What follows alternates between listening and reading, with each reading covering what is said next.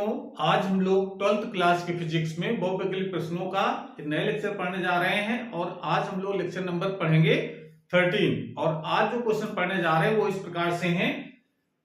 पहला क्वेश्चन है r दूरी पर स्थित दो बिंदु आवेश प्लस q तथा माइनस q के बीच बल F है। यदि एक आवेश स्थिर हो, दूसरा उसके चारों ओर r त्रिज्या के वृत्त में चक्कर काटे तो कार्य कितना होगा ये बताना है।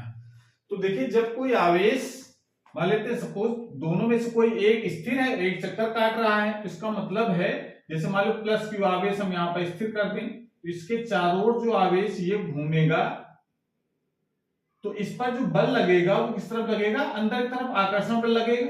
और जब ये चक्कर काटेगा तो इसकी जो गति होगी इस डायरेक्शन में होगी, इसका विस्थापन भी इस दिशा में होगा। तो विस्थापन और बल के बीच का कोण कितना होगा, 90 डिग्री। तो सूत्र हम लोग को पता है, कार्य बराबर क्या होता है, बल गुणते विस्थापन।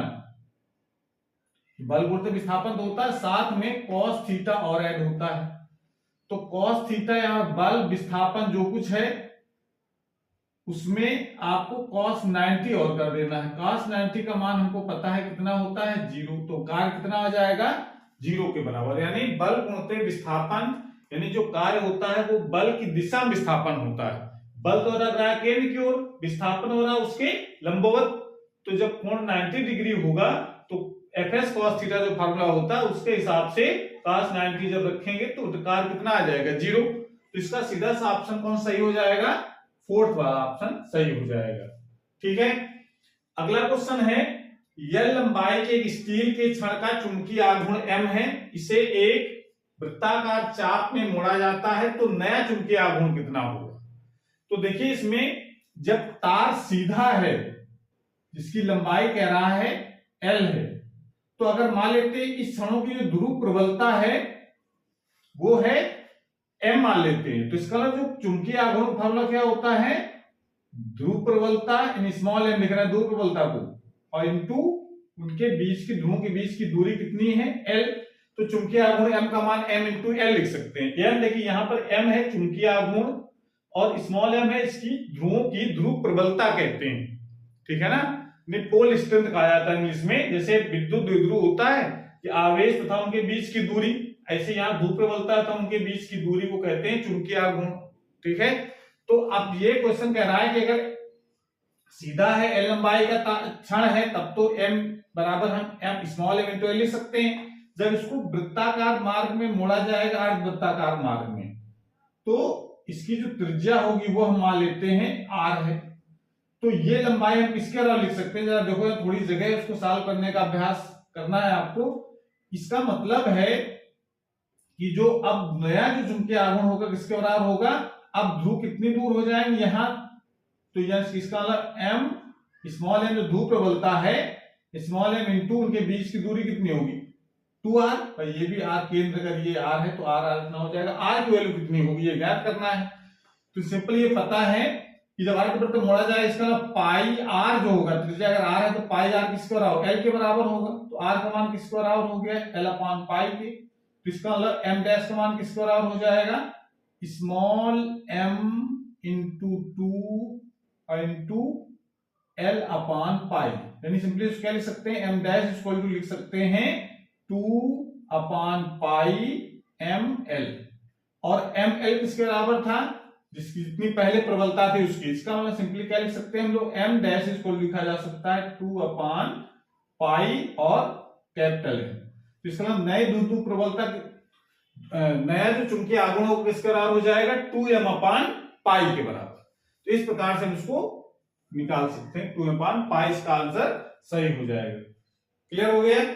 अगला क्वेश्चन हमारा है, दो आवेशों के बीच की दूरी बढ़ाने पर आवेशों की वैद्युत स्थितिज ऊर्जा बढ़ती है कि घटती है कि अपरिवर्तित रहती है या घट या बढ़ सकती है, जरा सोच करके बताइए। विद्युत स्थितिज ऊर्जा का सूत्र आपको पहले याद होना चाहिए तभी आप सोच पाएंगे इसका आंसर क्या होगा। तो सूत्र याद है आपको, कितना क्या सूत्र होता है इसका, विद्युत स्थितिज ऊर्जा का सूत्र होता है U equal to 1/4 pi epsilon not Q1 Q2 बटे R। यानी स्थितिज ऊर्जा मुख्य किस पर निर्भर कर रही है, दूरी की वर्ग के दूरी के व्युत्क्रमानुपाती है। दूरी अगर बढ़ेगी तो स्थितिज ऊर्जा घटती है। ठीक है, इसका मतलब आप क्या कह रहा है, इसमें दो आवेशों के बीच की दूरी बढ़ाते हैं, जब बढ़ाएंगे तो यू का मान क्या होगा, घटेगा, उल्टा होगा। तो इसका आंसर कौन सही हो जाएगा, बीच की दूरी बढ़ाने पर आवेशों की स्थितिज ऊर्जा क्या होगी, घटती है, आर बढ़ने पर क्या होगा, घटेगी। यानी जो स्थितिज ऊर्जा यू है वो दूरी के व्युत्क्रमानुपाती है। इस कारण से इसका आंसर सेकंड वाला सही हो जाएगा। अगला क्वेश्चन कह रहा है थोरियम दे रखा है, उसका द्रव्यमान संख्या दे रखी है TH 234 और 90 इसका परमाणु क्रमांक दे रखा है। नाभिक से एक बीटा में उत्सर्जित होता है, तो बचे नाभिक की द्रव्यमान संख्या A तथा परमाणु क्रमांक Z बताना है। तो ये आपको पता होगा कि जो बीटा क्षय होता है, जब बीटा किसी भी नाभिक से जब बीटा का उत्सर्जित होता है तो उससे उसकी जो द्रव्यमान संख्या है उसमें तो कोई चेंज नहीं आता, लेकिन उसका जो परमाणु क्रमांक है उसमें 1 की वृद्धि हो जाती है। बस सिंपल सा आपको ये बात अगर याद रखना है, अल्फा का जब उत्सर्जित होता है तो द्रव्यमान संख्या में 4 की कमी और परमाणु क्रमांक में 2 की कमी होती है, लेकिन जब बीटा का उत्सर्जित होता है तो द्रव्यमान संख्या में कोई चेंज नहीं होता, लेकिन परमाणु क्रमांक में 1 की वृद्धि हो जाती है। तो बस आपको ढूंढ लेना है, जब 234 है द्रव्यमान संख्या तो द्रव्यमान संख्या 234 ही रहेगी। इसका 234 यहाँ पर भी है और यहाँ पर भी, इसका मतलब वो वाला तो ऑप्शन सेकंड और थर्ड तो हमेशा गलत रह जाएंगे।